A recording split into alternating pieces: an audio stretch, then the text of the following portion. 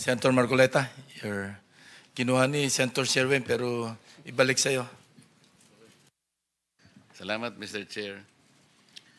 Mangilang tanong lang ito, Mr. Chair. Dabay, point of information, nakabalik na po yung mag-asawa. May mga dala raw sila. Ano po yung pinagpaguran nyo sa inyong hearing, Senator Marcoleta, ito yung napagpaguran nyo sa hearing nyo, yun, dala na nila, yung ledger. So, hopefully, Mr. Chair, na meron silang maipapakita na talaga magagamit natin. Mr. Sala, kunahin na kita. Meron kayong tinatawag na River Basin Control Office na nasa inyong departamento. Tama ba? Yes, Mr. Chair, Your Honor. Yes po. Totoo po yan. Kailan ba nagawa yung opisina na yun? Kailan na-establish? Hindi ko po alam, Your Honor, eksakto, pero matagal na po ako sa DNR. Matagal na po yung opisina na yan po. 10 years? So kasabay mo siguro? 35 years na po ako eh. Kaya nga, Hindi naman. siguro 30 years na yung RBCO, tama? Hindi ko po sigurado. So matagal na. Apo. Kasi, alam mo ba yung mandato ng RBCO? Yes po. Sabihin mo. Sila po yung nag-ano po ng master plan po for the sustainable ano po ng ating mga rivers. Especially mga major river system po sa ating bansa. Oo, yun ang they serve as the lead oversight Yes, opo. agency for all river basins. Yes, sir. Yes, Your And we Honor. have 18 river basins in Major the river entire country. basins po. At ini-integrate nila yung mga national plans and programs of flood control, Yes, Your Honor. including environmental protection. Yes, Your Honor. Napaka-importante ng kanyang mandato, tama?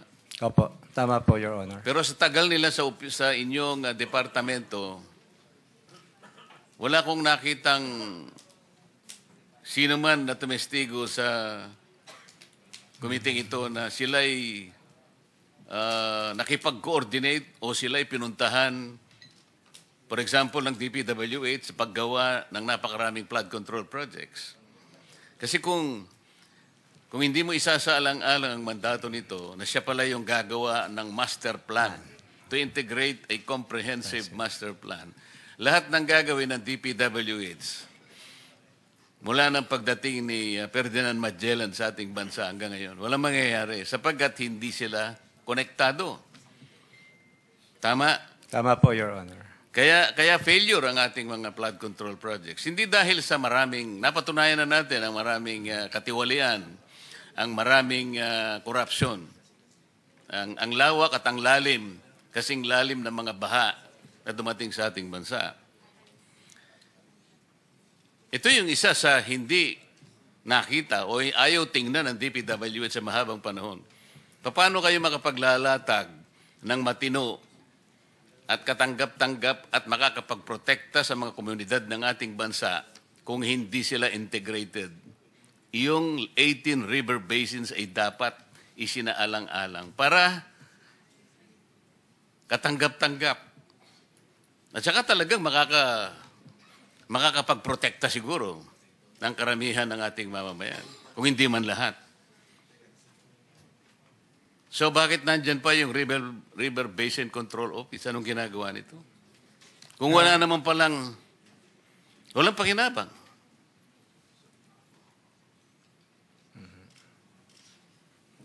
Your Honor, ang alam ko po, may mga proyekto din po kami na related po sa pag-manage po ng ating mga major river basins.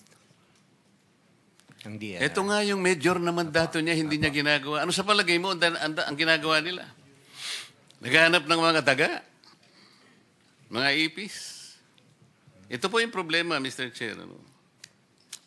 Napakarami. Halimbawa po yung IMS, ito yung Information Management System ng DPWH. Ito ay nasa ilalim ng Planning Service.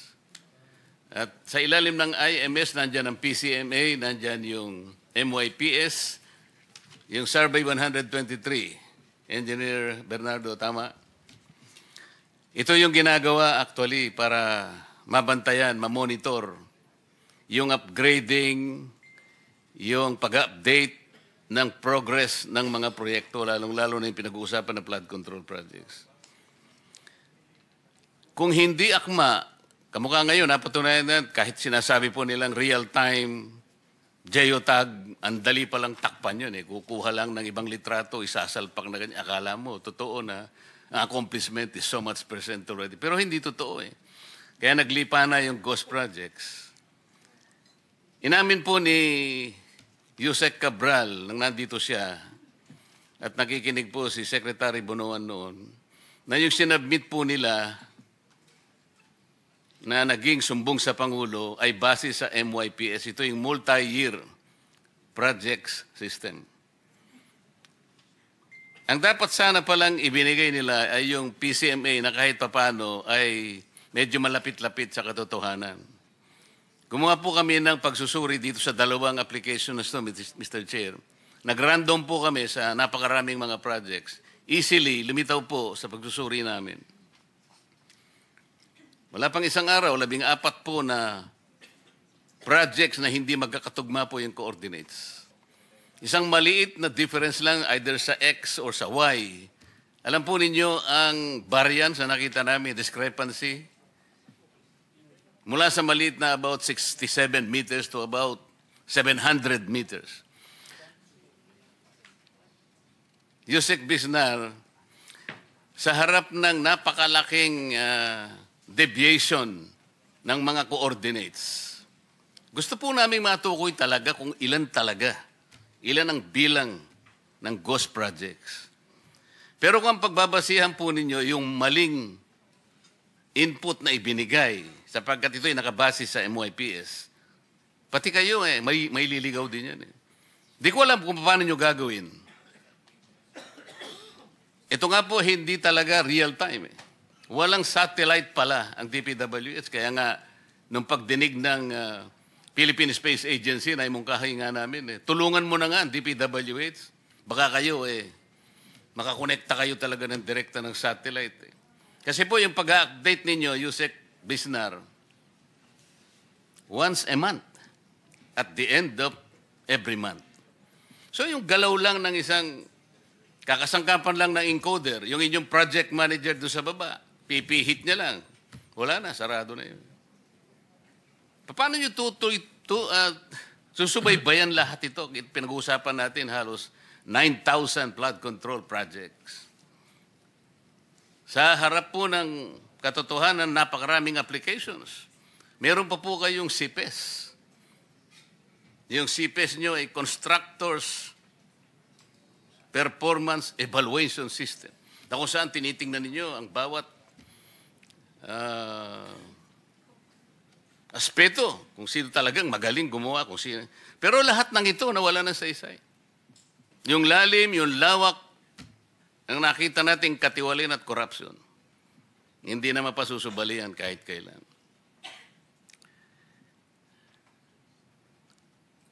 Mr. Chair, ako po ay dadako na doon sa matagal ko na sanang, kanina pa kasi, magmula nung ako po ay maging Blue Ribbon Committee hanggang kayo po ay pumalit, iisa po ang nakita natin. Hanggang ngayon, nakita natin yung sa magitan ng testimonies ang napakarami pong tinawag natin dito. Wala pong kokontra na talagang ang lalim ng katiwalian at korupsyon na na-establish po natin. Mali-malitang pera po ang nagpalitan ng kamay dito. Tinitingnan ko po yung ating Senate Blue Ribbon Rules. May I refer to Section 5, Article 5, Section 3, Mr. Chair. Dito po yung sinasabi, reports on bills and resolutions. Where evidence of malfeasance, misfeasance, and nonfeasance is uncovered in the course of the committee's investigation, the matter may be referred to the Ombudsman or to the DOJ or to any appropriate agency as the case may be. Sa opinion ko po, ay palagay ko tama na po na mula dito ay i-repair na po nating lahat. Sapagkat yun po yung ating tuntunin Nandito nga po yung ating Prosecutor General.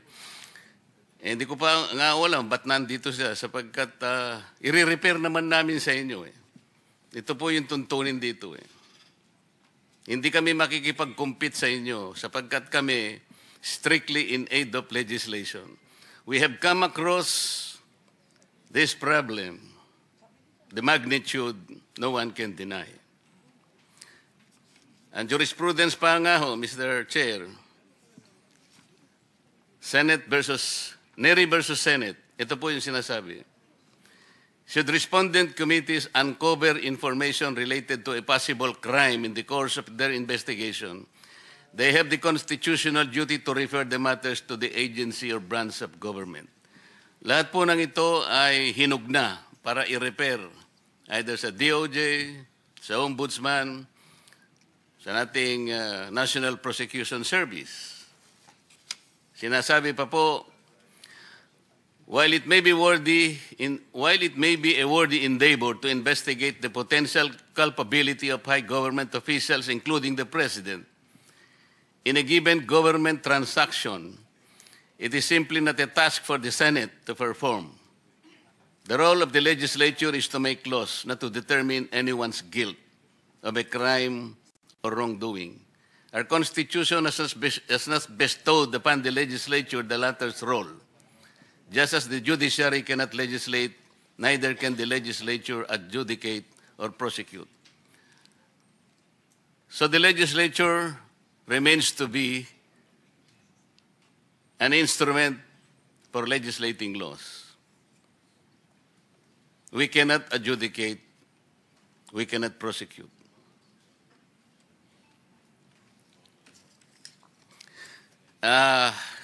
Siguro po, alam na ninyo, Mr. Chair,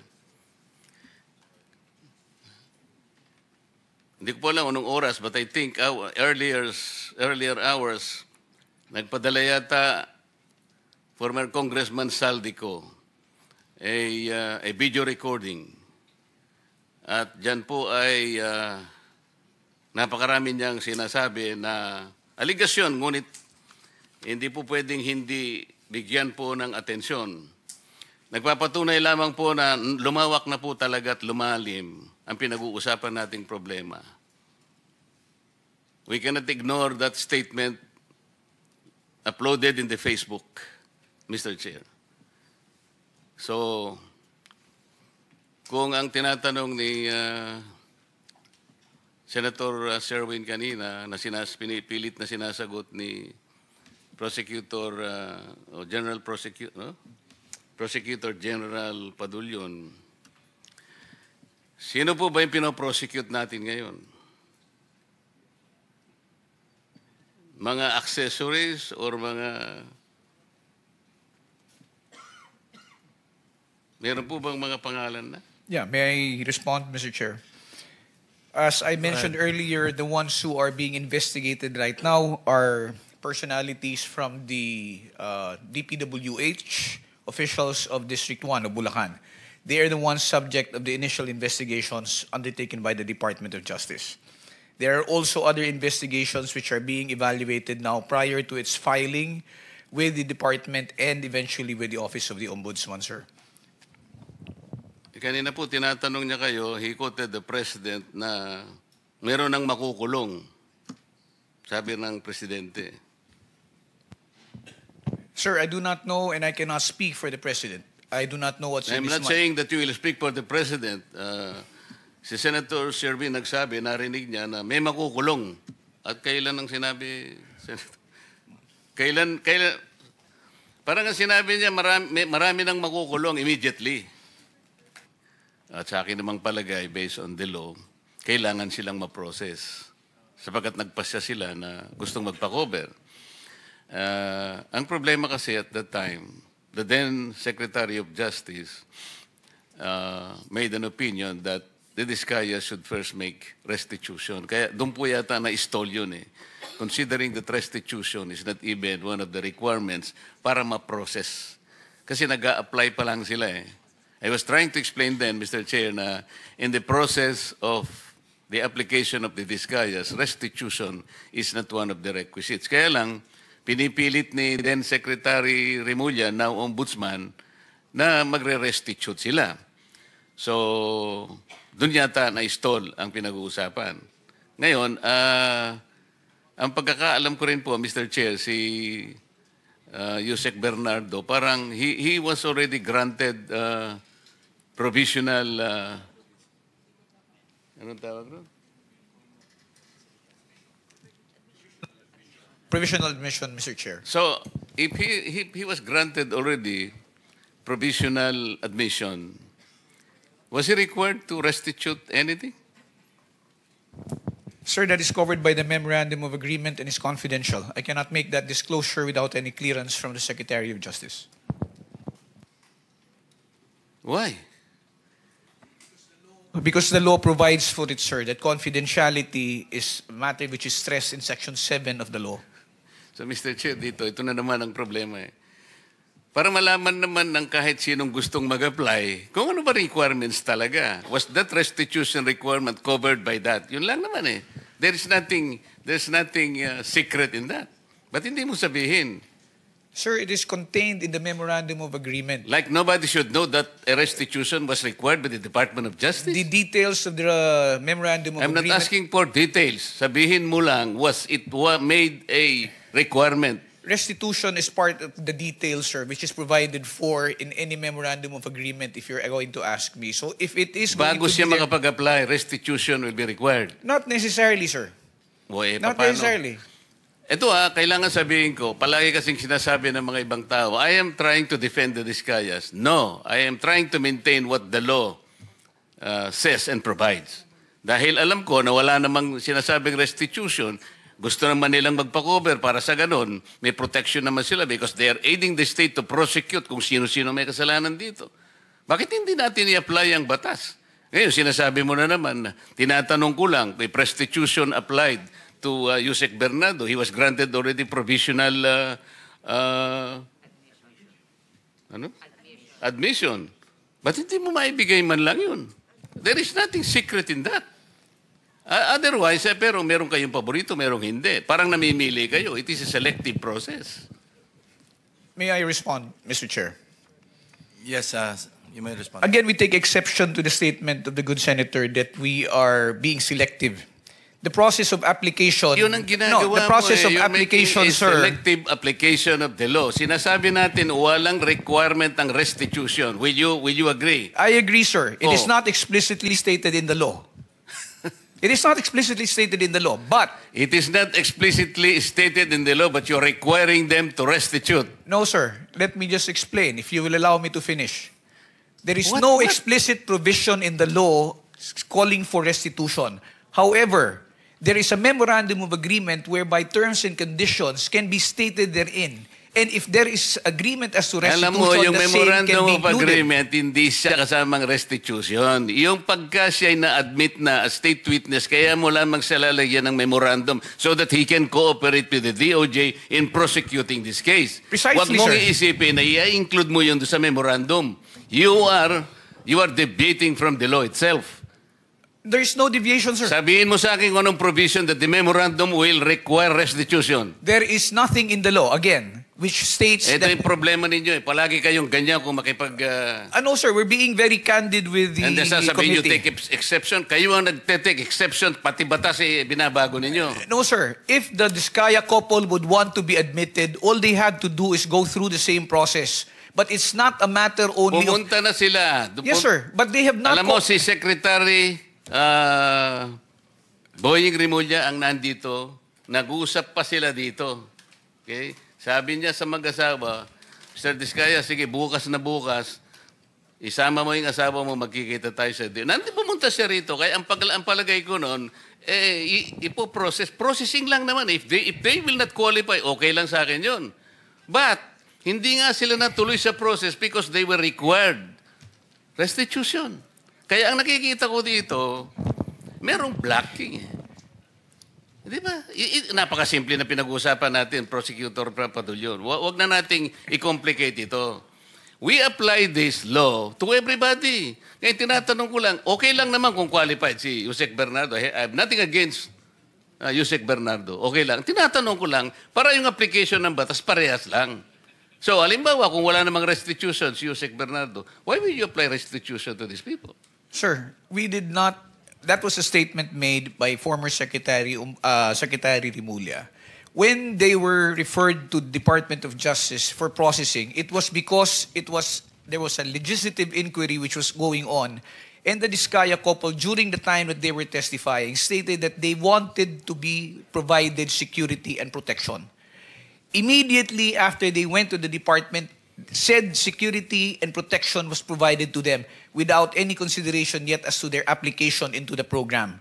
The evaluation for purposes of being considered in the program is a different process which has not been completed. That is the reason why they have not yet been considered as possible state witnesses in the cases It was which are never pending. completed because you were insisting on restitution. Drop it. Para sa ganun, kung mag-a-apply sila at kung qualified sila, pagbigyan ninyo. Yun lang ang ano dyan. No, sir. Again, let me disabuse the mind of the good senator. There is no requirement that for purposes of processing, they will have to go through or they will have to make restitution. Yun nga Because it will sinabi ni still go Boying through Rimulya. evaluation. Sinasabi ko sa iyo, yun ang sinabi niya sa press conference niya. Sinabi niya yun eh. Alam mo, mag-a-apply lang eh, sinasabi ko. Kung ang restitution mangyayari at the end of, let's say, napakita talaga na meron silang pananagutan sa batas. Later on, restitution is talagang kailangan. Pero nag-a-apply lang yung tao eh. Kaya nga, Witness Protection and Benefit Program. There is no reason to burden these people for another requisite which is not even in the law. So, kung qualified sila, i-process natin. Kung nag-qualify, salamat. Kung hindi sila nag-qualify, wala tayong magagawa.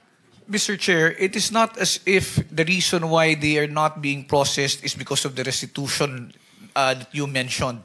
The fact is... Prosek, ang sinasabi ko, hindi, yun ang naging unang dahilan kasi, kaya siguro nabanggel ito. Maraming procedures dyan. Kaya lang, ang sinasabi ko, ang pinipilit kong ipaintindi sa'yo, ay yun doon pa lang doon pa lang na-stop na eh, sapagkat pinilit ni Secretary Boying, mag-restitute ka muna. Sabi ko, nawala na. Mr. Chair, kung ang gagustuhan po ng Diskaya couple is makonsider sila o ma-process sila, let's take away the aspect of restitution. But they have to comply first with the requirements, which is the submission of the affidavits to justify the department being able to evaluate the same. Let's not talk about restitution. Tapos na. Okay na yun. So wala nang restitution. Mr. Diskaya, Ms. Diskaya, kung talagang gusto nyo at kung gusto nyo mag-apply talaga, ayun, wala nang restitution, pero kailangan mag-qualify kayo. Kung hindi kayo qualified, wala tayong magagawa. Mr. Chair, may I interject? The Vice Chairman is recognized. I just want to be clarified, PG Fadulyon. Ano ba talagang gusto ng DOJ to be mabigyan ng restitution immediately? Kasi may sinasabi ni Senator Marcoleta, there will be a process. What is your stand here? Sir, Alam mo, as a lawyer, sinasabi natin palagi, the spring cannot rise higher than its source. Ano yung source? The law itself, di ba? Bakit ka ngayong gagawa to circumvent it para lang ipakita mo? Alam mo, you'll be abusing. That is grave abuse of discretion. Hindi mo nga alam, magkano isosoli nila, for example. Alam mo ba kung paano isosoli? Doon lang sa solian, doon lang magkakaroon ng corruption dito. What was not given to you by the law, you cannot have it. Dito tayo nagkakaproblema, Mr. Che. Kaya, ang pinag-uusapan lang, these people, gusto nilang tulungan ng Estado. We're not, hindi man hidden wealth pinag-uusapan Mrs. dito. Diskaya wants to say something. Can we allow her? Pwede natin magsalita ka muna. Yes po. I-confirm ko lang po kasi with what attorney Fadulyon said na meron kaming we were given temporary security. Definitely we weren't kasi I had to get our own security for me and my kids after the session here where we mentioned the 17 congressmen. So hindi po kami nabigyan ng DOJ ng any security whatsoever. And then yung sinasabi na hindi kami nakikipag-cooperate. Actually, the affidavits that they were requesting were prepared and we were ready to give it to DOJ. Pero kasi we were required to restitute first. So hindi namin You were required to restitute. How much? Wala silang sinabi na amount. So hindi namin alam kung ano yung restitution. Baka stipulation lang. So it was one of the one of the stipulations PG, that baka stipulation lang was yun. asked of us. Mr. Chair, I am not privy because I am not part of the ones who've been talking Yes. to and communicating Yes po, with the opo. Diskaya couple. So I will have to validate that information, Mr. Chair, as to whether or not So- restitution was made a condition. Maybe you can renew your application. Actually, hindi din Puntahan nyo kami... na lang si PG Padulyon. Opo, hindi na po kami, we are 100% trying to cooperate with whatever is asked of us. So when Mr. Diskaya was let out for a half day to do the ledger, nagpasa po kami ng ledger ni Yusek Bernardo. Noong day din na yon, pero hindi din pinansin. Parang sinabi sa amin, the case will go on Okay, even without para the lang kasi ledgers. 490 na, no? Sabihin lang lawyer ninyo, mag-coordinate sa DOJ. Andito yung director ng WPP. Kung makipag-ugnayan, para hindi tayo dito nagba-back and forth. Hindi tayo matatapos eh. Kasi I think there's a lot of miscommunication eh. No, iba yung interpretation, Yes, so, Mr. Senator Chair. Risa, you're about to... Yes, salamat Mr. Chair. Since sinabi ni Ms. Diskaya na gusto nilang mag-cooperate 100% sa mga investigasyong ito, just to make of record explicitly, bukod po sa sinabmit na nilang mga proyekto ng Alpha and Omega 2016 to 2022, iniintay pa po ng komite yung mga proyekto 2016 to 22 ng St. Gerard, St. Timothy, Amethyst Horizon, St. Matthew, Great Pacific Builders, at Elite General Contractors. Plus po, yung mga joint venture agreement projects ng mga Diskaya taong 2016 hanggang 2022 din, Mr. Chairman. Salamat po. Thank you. So, salamat Mr. Chair at siguro baka magkakaroon ng panibagong pag-asa yung mag-asawa na ito. Pero Prosec Padulyon, huwag mo nang ipipilit yung restitution na yung ilalagay mo sa memorandum. Mali yun. Para matuloy. Kasi nag-a-apply lang naman eh. Baka naman, ang totoo niyan kahit, Mr. Chair, Actually, hindi outright yung restitution. Parang pledge yan eh. Parang willing kami mag-restitute. Parang ganun lang. Hindi outright kasi pagka-outright, parang extortion yun. Hindi, maski na yung pledge eh. Wag na muna nating ilalagay kasi parang nababahiran ng ano eh. Unang-una, hindi nga natin alam, magkano ba yung restitution? Sino bang magkukwenta? Sino magtatago nito while nandyan yan? Paano kung halimbawa, hindi naman na kumpleto, hindi sila nag-qualify? O kung nag-qualify man lang sila as state witness, later on, nagkaroon nga sila ng konting sablay, pwede rin naman silang i-discharge as state witness. What happens to the restitution? Kaya para wala kayong sagutin, wag nyo nang ipipilit yun, wala kasi sa batas yun. Okay. I would suggest Thank that you, the lawyer Mr. of the Diskaya couple will just coordinate with the DOJ. Okay. Settled? Para mag-renew yung application. Yeah, thank you very much. So, meron pa? Thank you, Mr. Chair. Thank you very much. PG, you want to say something pa?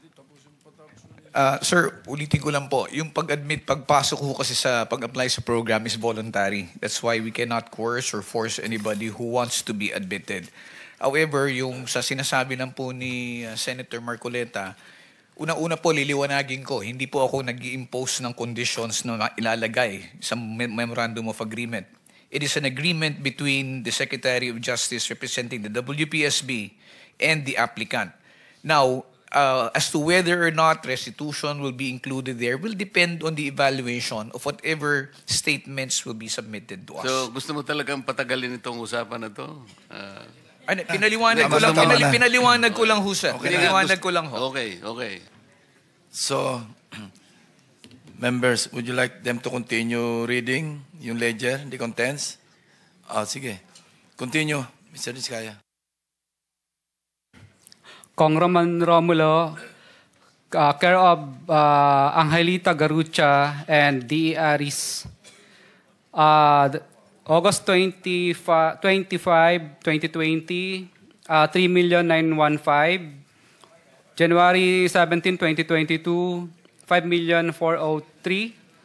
January 17, 2022, 2,058,000. February 14, 2022, 5,487,000. Wait.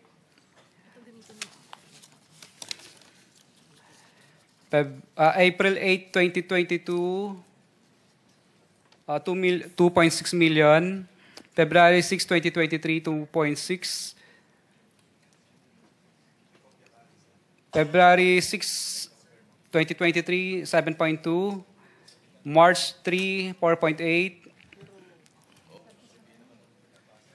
March 25, 9.7. March 5, 21.2.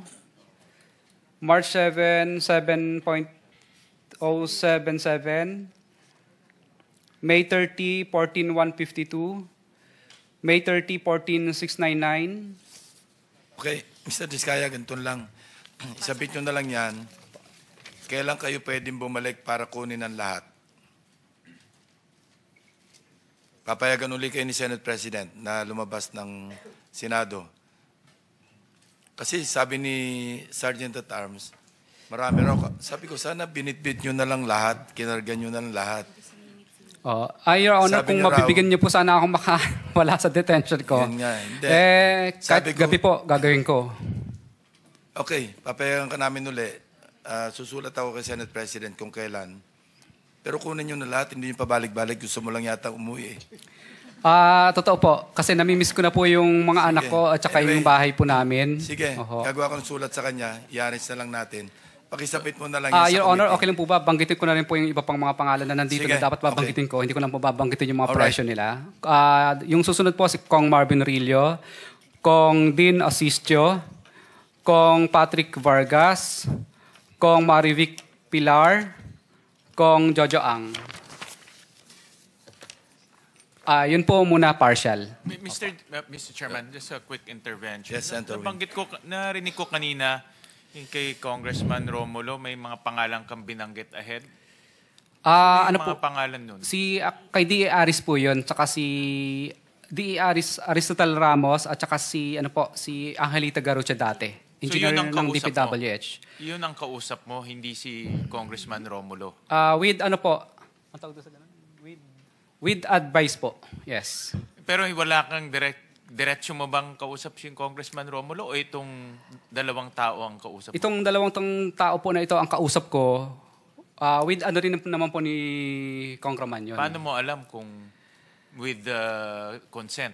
Kadalasan po, hindi po kami nakakaranas ng hirap, hindi po na mutual terminate yung projects. For example, may mga projects din po kami sa First Metro na nung hindi po kami binasbasan, ay na mutual terminate lang po ang project na yun at nalipat po sa ibang mga license. Kasi mahirap po yun na merong kagaya kanina kay Yusek Bernardo na merong isang taong may taong nasa gitna, hindi naman diretso sa kanya.